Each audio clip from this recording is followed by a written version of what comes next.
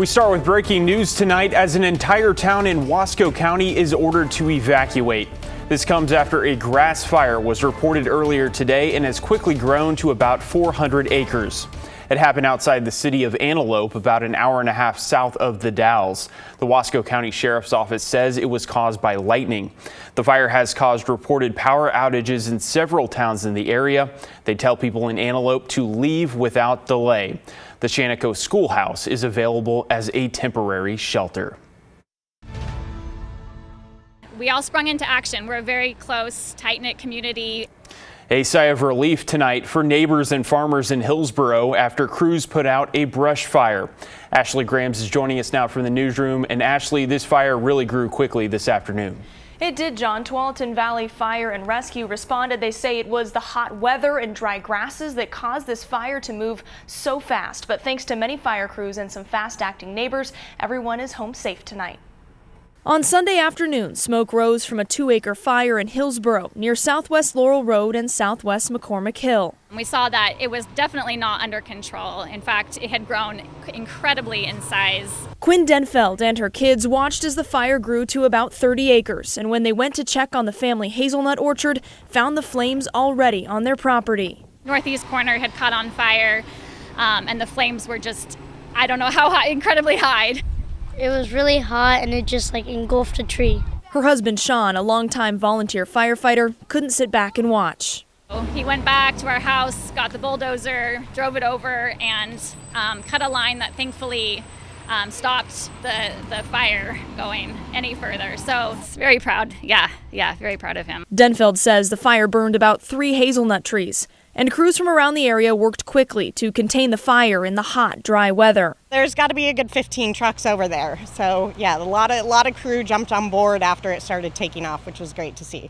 Jennifer is another member of the Denfeld family and says this tight-knit community would do anything to protect each other. You know, neighbors hosing down houses and trying to do everything they could to help everyone around. So yeah, the community really pulled together.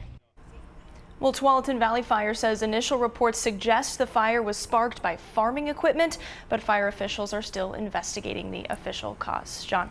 Folks breathing a sigh of relief there. Thank you, Ashley.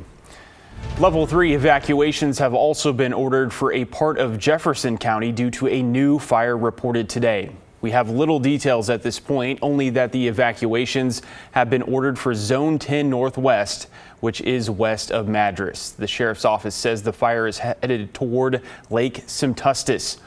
And here's another look at the fire from Alert West. You can clearly see the flames. The time lapse of the last half hour was captured from a camera on Grizzly Mountain. Well, turning now to weather, what are conditions looking like over the next 24 hours for crews battling these wildfires, Joe? Well, the challenging part for crews is they can't get a hold of all these wildfires because once they do, lightning strikes moves in right behind them. And that's what we have been experiencing really the last couple of days and most of the weekend over in the east side of the state. Right now, those thunderstorms rolled in earlier this afternoon near Bend and Redmond. Now they've moved off to the northeast. You can kind of see over in parts of Baker City and over in LeGrand, that orange color you see is a little bit of some hail, but again, unfortunately, these thunderstorms aren't producing much in terms of rainfall. Fire danger is going to remain high. We desperately need much cooler conditions and some rain, and that's not going to be in the forecast over the next 7 to 10 days. Here locally, John, we're going to be looking at temperatures jumping back up in the upper 80s to low 90s. So another round of sunny and hot conditions as we head into the first full week of August. And the temperature outlook over the next 7-10 days is going to be well above average. I don't really have any temperatures below average in the 7-day forecast. We're going to be looking at temperatures anywhere from 85 to 95 the next few days. Lots of sunshine this week. Again, no major heat wave. It's just going to be consistently hot starting tomorrow and all the way into next weekend. I'll talk more about your detailed forecast in just a few minutes. All right, Joe, thank you. We'll see you soon. Well, it's been a busy weekend for Portland police and their local law enforcement partners. Since Friday night, officers have pulled over dozens of drivers as part of a mission to prevent street takeovers and street racing. It's seemingly paying off. PPB says through the weekend, they've broken up multiple attempts by hundreds of people trying to take over Portland intersections. That includes one around 3 this afternoon at Southeast 2nd and Morrison Streets.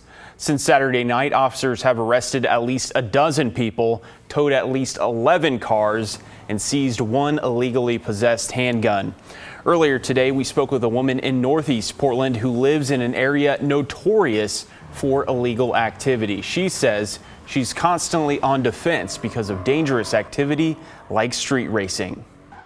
And I heard the screeching noises and the crowd just loud, just so loud of crowds. And by that, I said, yeah, what is going on? You know, it was just chaotic behavior. That mission continues tonight. A man is dead after a wakeboarding incident on the Columbia River. The Multnomah County Sheriff's Office says just after 11, a rope connecting a 72-year-old's wakeboard got caught in a boat's propeller. They say the group he was with called 911 and pulled him out of the water, but by the time responders arrived, he was pronounced dead. So it's not uncommon for a tow rope to get caught in the propeller of a boat. That does happen. It doesn't normally end this way. We encourage people just to make the best decisions they can to recreate safely when they're doing tow sports. Try to have somebody who's experienced with you on the boat so that they can help you, avoid situations. It's unknown whether the man drowned or died from injuries caused by the propeller. A medical examiner will determine the cause of death. Portland police are investigating an armed robbery that left the suspect with a gunshot wound. It happened just before 6 this evening at a tobacco shop off of Southeast Hawthorne Boulevard and Southeast 49th Avenue. Police say everyone involved remained on scene and spoke to police. It's unknown the shooter's role in all of this. The suspect is expected to survive.